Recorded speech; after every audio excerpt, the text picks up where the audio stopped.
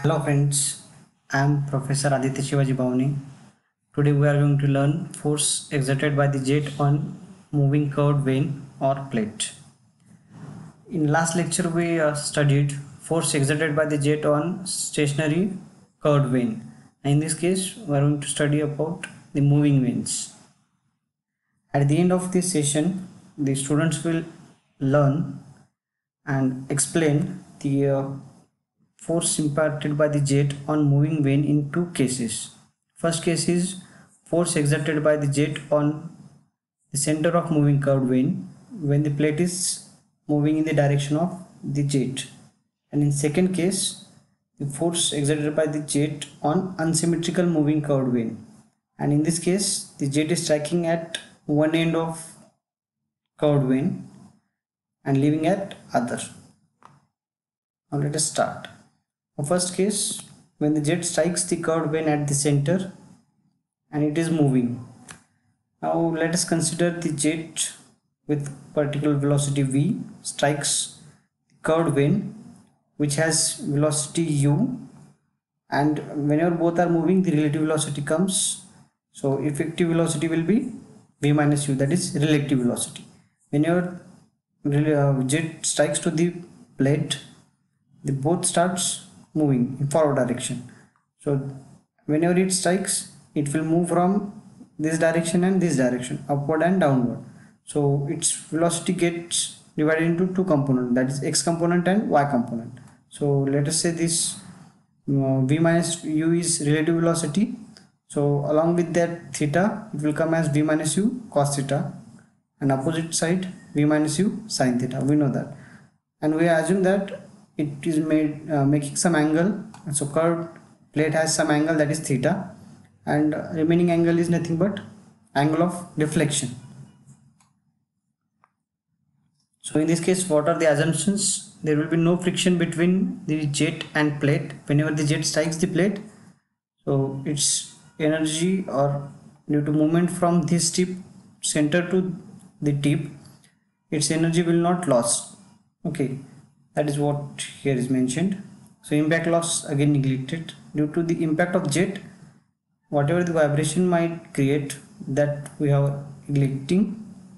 And third one, no elevation difference coming and outgoing fluid. So whatever fluid strike and moving out, so that difference we have not considered.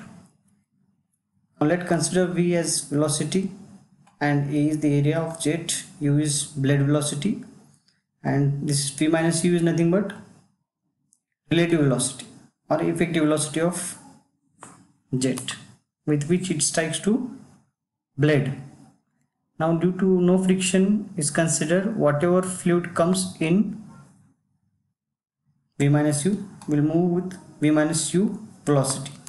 That is what we have assumed here, v minus u out. Now mass flow rate, as it is moving, so in this case we can say that mass flow rate rho a v minus u, vr1 or v minus u. Now force exerted by the jet in the direction of jet, that is fx, is calculated by mass flow rate into initial velocity minus final velocity. Mass flow rate is rho a v minus u, so v1 initial component and final component. So initial component is v minus u, so v minus u minus of v minus u, but in this case the direction is opposite to that of this jet, so this is considered as minus. So minus minus become plus, so rho a v minus u v minus u v minus u, so this becomes square. So we have taken this v minus u common, so it becomes 1 plus cos theta. Similarly, work done, we know work done is nothing but force into displacement, that is in this case blade displacement. So blade velocity rho a v minus u square u in bracket 1 plus cos theta. Also we know that kinetic energy imparted by jet per second will be half m v square. So always it remains constant 1 by 2 rho a v cube. So impact of jet, that is kinetic energy. So we know efficiency as work done by kinetic energy. So work done, we have calculated rho A v minus u bracket square u in bracket 1 plus cos theta divided by half rho A v cube. So what get cancelled here? Density will get cancelled, area will get cancelled. What will remain? V cube. So this 2 will goes to numerator. So efficiency equation becomes 2 in bracket v minus u bracket square in bracket 1 plus cos theta into u divided by v cube. So consider this as equation 1. Now for the efficiency, when we get maximum efficiency, it has condition. So whenever we are differentiating the efficiency equation and equating it with respect to 0, you will get maximum efficiency. So differentiating efficiency with blade velocity and equating to 0 will give you the maximum condition for efficiency. Now let us see differentiating this efficiency term. We know this if term is for efficiency. In this case we are differentiating with u. So else terms we can take common from or outside of this differentiation. So 2 1 plus cos theta and v cube, these are constant term. So these are taken common from this derivative. So what we have? V minus u bracket square, v minus u bracket square into this u. So what we do? We will expand this bracket and multiply with u, and then we will differentiate. So it will become easy. So expansion of this v minus u, v square plus u square minus 2 uv into u. Now next, if I multiply by u, what I get? V square u, u cube minus 2u square v equal to 0. Finally, differentiation of this term, what I get? V square will remain same, u becomes 1.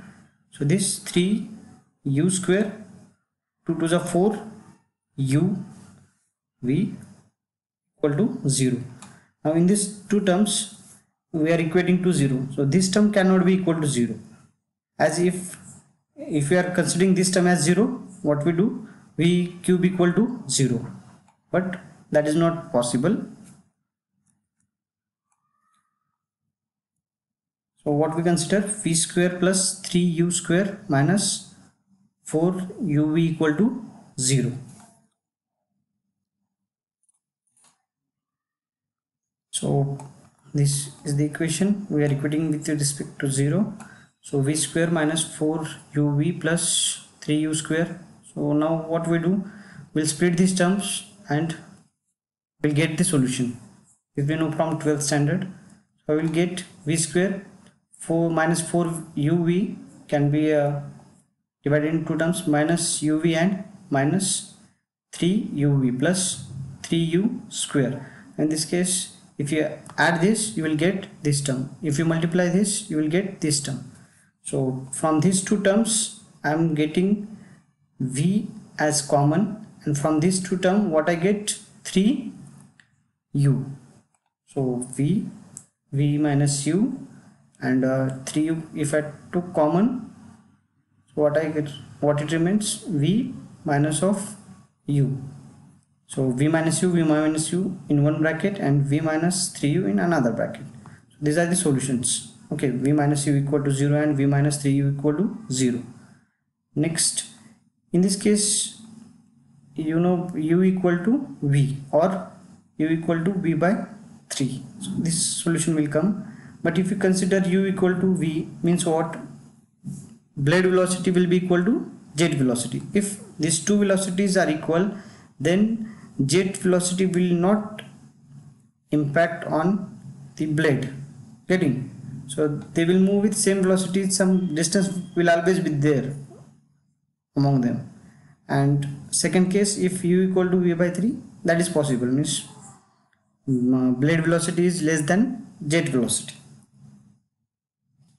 And also if these are same, there will be no work done, as they will not strike to each other.